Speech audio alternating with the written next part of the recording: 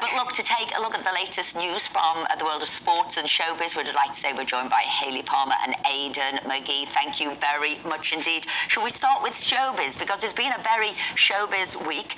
We'll skip past sort of the Philip Schofield stuff. We have had a lot of him, but he has lost one of his jobs to the lovely Jane McDonald. This is the best news because, yes, she will be presenting the Soap Awards, which are on tonight, and I couldn't be more happier for her. She's the sort of person you just want to have a cup of tea and biscuit with, isn't she? She makes you feel really warm and good. This person, though, if you want a cup of tea and a biscuit. So she's best known for her travel shows, Cruising with Jane McDonald, Loose Woman. I love watching her on there. And she's actually had quite a sad time. She lost her fiancé to lung cancer in 2021, and they actually dated as teenagers, so it's quite a sad story. And she also lost her mum as well, so I feel like this is her time. She's making a comeback. She's 60, in her 60s, and it's nice, isn't it, that someone can make a comeback, you know, because she was big in the 90s, and you think, well, will they ever kind of make it back again? So she does have a massive following. She does have a travel show out at the moment, but I am absolutely delighted. And you know what, people who, everybody lives in hope, don't they? The next big thing, will I come back? And this proves to everybody, keep following that dream, because you can come back. And as you said, a lady in the 60s, and she's now going to be doing prime time, the Soap Awards. Absolutely. I don't know who made that decision, but it's a great decision. And I think she loves her soaps as well. She can't wait for it tonight, and I'll definitely be tuning in. No, we're not allowed to speak to Philip Schofield because Esther's put a ban on it, but we're not allowed, therefore, to speak about Holly Willoughby. It says that she's going to be back on the sofa on This Morning on Monday. Yes, she is, with Jason Gibson. Do we really think that's going to happen? Yeah, I think it is going to happen. Really? Yes, it has been confirmed. I reported in the week that we weren't sure that was going to happen. Obviously, she's on holiday at the moment, as you can see in the papers.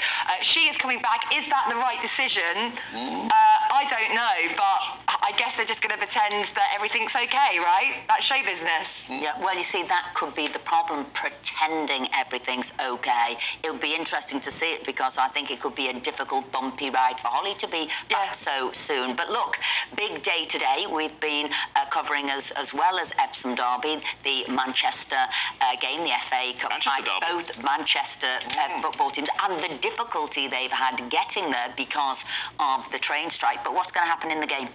In the game, look, Manchester City are odds-on favourites, although their last meeting was won by Manchester United at Old Trafford back in earlier in the season.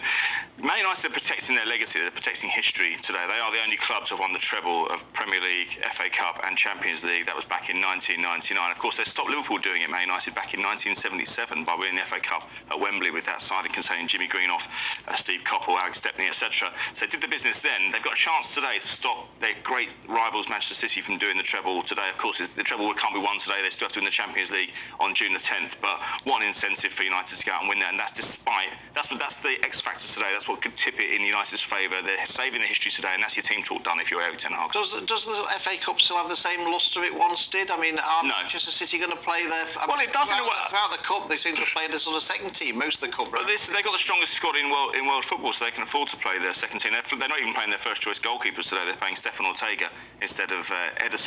But in terms of the prestige, the fact that you have to win the FA Cup as part of a treble, that immediately lends the FA Cup its prestige. Also, from a traditional point of view, it's 3 o'clock today. For the first time in 12 years, which is important. They're bringing the Epsom Derby forward as well to 1:30. So that's nice to see it for the traditionalists who like to get a picnic out for the FA Cup.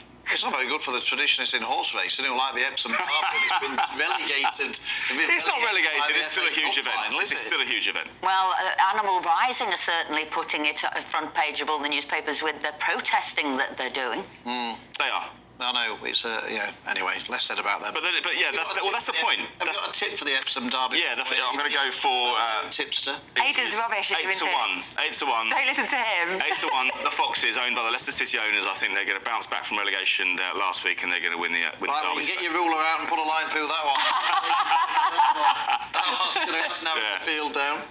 Well, I want to talk about Madeline, I think I say it's Dugan, who plays Lauren Ranning. She used to play Lauren Ranning in EastEnders.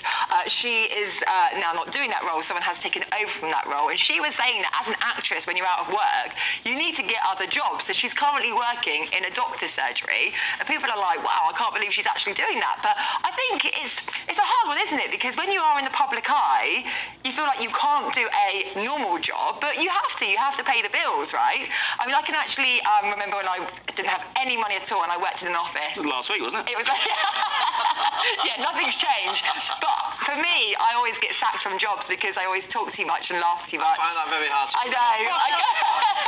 You see, you found your right job. It's the only thing I can do. They're like, Hayley, talk more. And I'm like, oh, go on then. Any other job, they're like, Hayley, enough. Have you done any dodgy jobs? Dodgy jobs? The one you're doing at the moment? I worked as a kitchen porter back in 2000. Did you? Where was that? Where? That was at the Brewers Fair in Sevenoaks. That's actually on the arterial road between Orpington and Sevenoaks, to be absolutely precise. But I got the manager's son into university through clearing, and so I got promoted to the front of the house. Anyway, this woman ordered a margarita in the afternoon, as in the cocktail. I thought she meant a pizza. I said, we don't serve food till 6.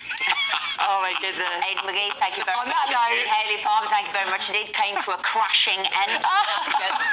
It's true, that's true. That's all we've got time for today. We'll be back at 10 a.m. next Friday. But up next is GB News Saturday with the wonderful Dawn Neeson.